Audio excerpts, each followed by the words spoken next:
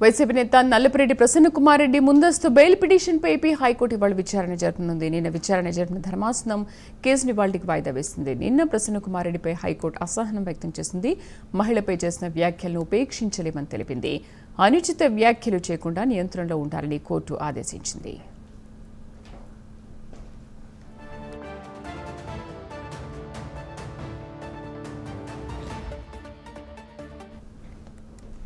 YCP నేత నల్లపురెడ్డి ప్రసన్న కుమార్ రెడ్డి ముందస్తు bail పిటిషన్పై ఏపీ హైకోర్టు ఇవాళ విచారణ జరపనుంది. నిన్న విచారణ జరిపిన ధర్మాసనం కేసుని ఇవాళకి వాయిదా వేసింది.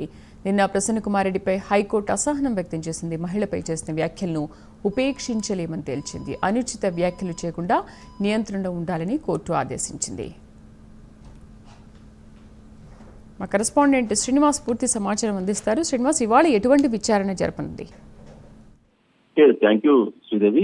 అయితే నెల్లూరు జిల్లాకు చెందిన మాజీ ఎమ్మెల్యే వైసీపీ నేత నల్లపురెడ్డి ప్రసన్న కుమార్ రెడ్డి ఏదైతే బెయిల్ పైన ఈరోజు హైకోర్టులో విచారణకు రాబోతుంది. అయితే నిన్న కూడా ఈ హైకోర్టు ఈ విచారణ చేపట్టింది. అయితే ఈ రోజుకు హైకోర్టు ఇదైతే ఈ బెయిల్ పిటిషన్ పైన కూడా ముందస్తు బెయిల్ పిటిషన్ పైన రోజు విచారణ చేపట్టింది.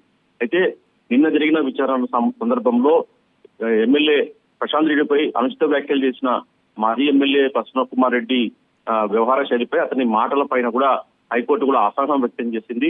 ఇదే సమయంలో ఏదైతే ముందస్తు బెయిల్ కోర్టు హైకోర్టు ఆశ్రయించిన ప్రసన్న కుమార్ రెడ్డి పైన కూడా హైకోర్టు ఆయన వ్యాఖ్యలపై కూడా నిన్న ఏపీ హైకోర్టు తీవ్రంగా మందలించింది. మహిళా ఎమ్మెల్యే పై కూడా ఇలా అనుచిత వ్యాఖ్యలు చేసి వివాదానికి కారణమయ్యారని చెప్పేసి కూడా హైకోర్టు ఒక దశలో ఆగ్రహం వ్యక్తం చేసింది.